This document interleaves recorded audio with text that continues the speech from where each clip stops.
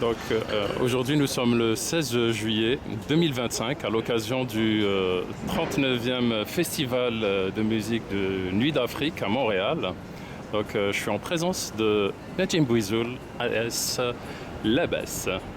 Labas qui veut dire en arabe tranquille, ça va bien, est-ce que ça va? voilà, c'est ce qui me fait penser que le tout premier album de Labas s'appelait Tout va bien. Exactement. Donc 20 ans plus tard, 21 ans, puisque l'année dernière c'était les 20 ans de Labas. Oui, c'est ça, exactement. C'est ça. 21 ans.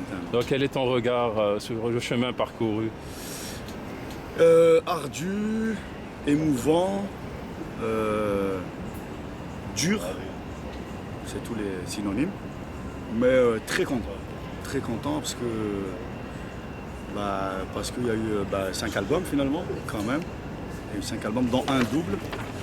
Il y a eu un Olympia complet, Olympia pas de Montréal, l'Olympia de Paris, sold out 10 jours à l'avance l'année dernière, alhamdoulilah.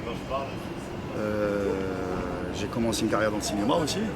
Je suis rentré dans une agence de cinéma, j'ai tourné dans un premier film, un film de Hassan Guerrar qui s'appelle Barbès Little Algérie, et je suis actuellement au tournage d'un deuxième film aussi. Donc alhamdoulilah, j'ai pas lâché et je suis fier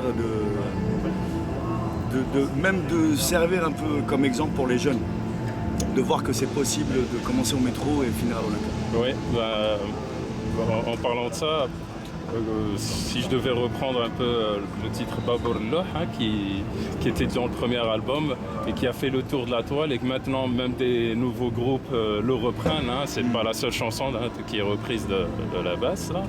D'ailleurs, juste pour citer les albums, tu as eu donc Tout va bien, tu as eu Identité en 2012, La route en 2016, Yima en 2021 et Dima Libre en 2024. Tu le disais tantôt, c'était l'année dernière, c'était l'Olympia de Paris. Et c'est sûr que il y a eu des moments marquants, des moments. Je me souviens que tu as fait la première partie de Eder, donc c'était quelque chose. Et plus tôt cette année, tu avais fait aussi l'Amérique du Sud, tout un périple qui t'a mené en Équateur, au Pérou et d'autres destinations. Comment ça s'est passé? Super accueil. Comme d'habitude, j'ai eu déjà l'occasion moi, de vivre en Colombie. J'ai vécu 2 ans en Colombie. Donc, et puis c'est une musique aussi qui me parle, tout ce qui est cumbia, salsa, le vallenato, tout ça, tout leur style, ils me parlent depuis déjà des années. Et du coup, on a fusionné avec la musique chabétana, tout ça. Et du coup, en fait, super accueil. On a fait Équateur, Pérou, République Dominicaine et Uruguay. Et partout, même dans des petits villages, tout ça, on a eu un accueil extraordinaire parce que les gens ne comprenaient pas trop. Au début, c'est leur rythmique, ça chante en arabe, après ça passe au français, à l'espagnol. Et du coup, hyper intéressant comme. C'est ça, si je dois rebondir un petit peu sur ce que tu dis, en entendant le répertoire et les chansons de Najim, on voit qu'il y a plusieurs chansons qui sont chantées en arabe algérien, en anglais, en espagnol, des duos aussi, il y a des influences et des inspirations aussi flamenco, donc latines. Najim aussi, c'est aussi beaucoup de chansons, je dirais, engagées, parmi elles Palestina, Lampedusa. Donc, est-ce que tu pourrais nous dire ça dépend, l'engagement c'est énorme comme terme.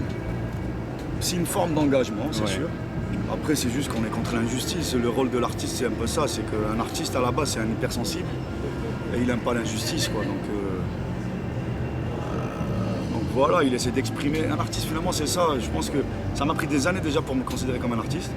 Parce que les gens disaient ça. On a grandi en Afrique du Nord et nous, on ne peut pas dire ça. Les autres, ils peuvent le dire et nous, on est mal à l'aise de dire ça.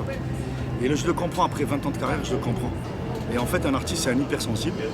Donc voilà, donc il repeint ou il écrit ce qu'il voit autour de lui, quoi. Donc, mais tu chantes pas juste tu chantes aussi sur.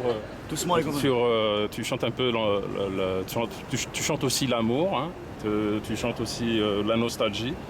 La nostalgie de l'Algérie, mais même à Montréal, notamment la chanson l'Archi. Ouais. Hein, on s'était vu à l'époque là-bas Ouais. aussi. Donc il y a beaucoup de nostalgie dans tes paroles. Hein. Ouais, ben moi je dirais mélancolie plutôt. Mélancolie. Mélancolie plutôt. Et oui, il y a beaucoup de ça. Il y a beaucoup de ça, il y a beaucoup de... Bah, c'est le vécu quoi. En fait, toutes mes chansons, elles sont quasiment vraies. À quelques phrases près, des fois, pour que ça rime ou quoi. Mais généralement, l'Archi, tu vois, c'est le bar, lieu de répète qu'on avait underground, que j'avais ouvert avec un pote. Donc la chanson L'Archi, c'est ça. La Palestine, j'étais 3 fois, donc je suis en connaissance de cause. Je suis pas en train de dire juste la Palestine. Je suis un gars de terrain.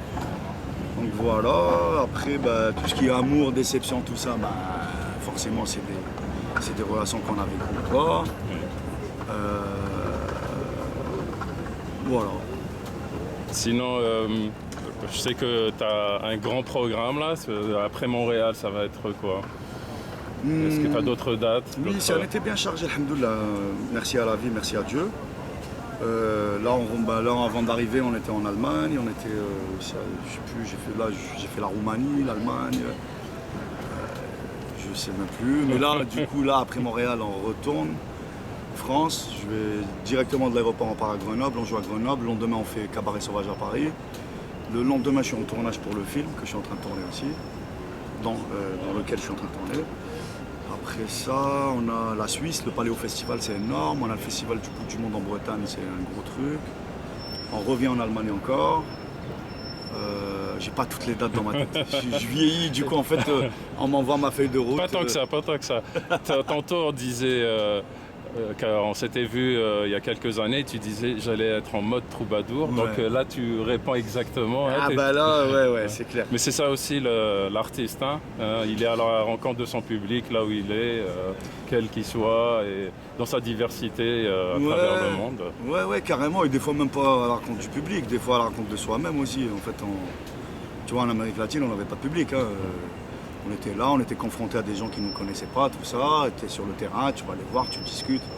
Tu vois, en parlant de ça, de la rencontre, justement, j'ai une anecdote qui me revient. C'était au Mexique. On avait joué dans une ville qui s'appelait Cuernavaca. Et du coup, on arrive et les gens, ils étaient méfiants. Donc nous, on était sur scène, on s'installait, tout ça. Et je voyais que c'était une grosse place, une grande place et tout. En fait, ils étaient tous sur les côtés, tout ça, machin. Donc là, je regarde la scène, je dis au musicien 2 secondes, je reviens. Je pars, j'avais de l'encens que j'avais acheté.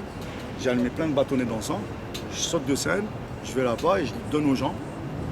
Et je leur fais ça, tout ça. Je remonte sur scène. Et à un moment donné, je suis remonté sur scène et tout le monde s'est ramassé. Et là, on a commencé la fête, quoi. Donc c'est pas que le public. Et d'ailleurs, c'est bien, si j'ai un conseil à donner même aux petits jeunes ou quoi, aux artistes voilà, qui commencent et tout ça, faut pas avoir peur. Et en fait, toutes ces aventures-là fait qu'on crée des chansons et des mélodies. Faut aller à l'aventure, l'inconnu ça fait flipper, mais faut y aller. Et donc ça donne de l'adrénaline, ça donne. Je me suis retrouvé moi, en Ouganda dans des villages, dans des trucs, mais complètes. T'as l'impression que t'es dans un film et tout. J'ai monté un groupe là-bas avec 13 percus, 3 cuivres. Donc voilà, je pense que c'est ça qui a fait le charme de ce groupe-là. Les gens ils savent qu'il y a toujours des surprises. Là par exemple ce soir on va jouer. Et le guitariste qui va jouer avec moi, je l'ai rencontré dans les rues de Montréal, ça fait 10 ans, il jouait. Je suis passé 1 fois, 2 fois, 3 fois, je dis lui il est bon. Il est bon, du coup on a fait le mode de provoque un peu, je m'installais en face et tout machin. Je l'ai ramené avec moi en France, lui il savait pas que le groupe était connu. Ouais. Donc on arrive en France, paf, tout le monde chante les paroles, et il se retourne en québécois, il dit t'es qui toi, tabarnak, il comprenait pas. Donc c'est ça, c'est de la rencontre, c'est surtout des rencontres humaines, moi c'est vraiment mon école. On a du mal, on essaie, comme tout le monde, là, de rentrer un peu sur les réseaux sociaux et tout ça. Mais toutes mes rencontres dans la musique et tout ça, c'est que des rencontres humaines. Moi, je préfère cette... C'est le plus important. Est-ce que tu peux nous dire en avant-première ou qu'est-ce que tu vas chanter ce soir? Je sais pas. Franchement, je sais pas. À la demande du public? À la demande du public. Après, quand on est en toute la formation, on est obligé, s'il y a des nouveaux, tout ça, on est obligé d'avoir un répertoire. Donc ça fait quelques années que je fais ça, un setlist qu'on appelle. Mais quand on est en trio comme ça, c'est liberté totale. Et du coup, on va voir un peu la réaction du public, ce qui se passe. J'ai des morceaux que j'ai jamais joués. Après, il y a les classiques, je pense, forcément, Cassidol, Baboula, Shmara. Donc un peu de Torah algérien, un peu de ton répertoire, un peu de... Ouais, c'est Chicho, quoi. On te reconnaît bien. Ben, écoute, je te remercie pour ta franchise. Merci Reda. Aussi pour ton temps. Et je te souhaite bon vent et du succès comme toujours. Merci beaucoup, Texas.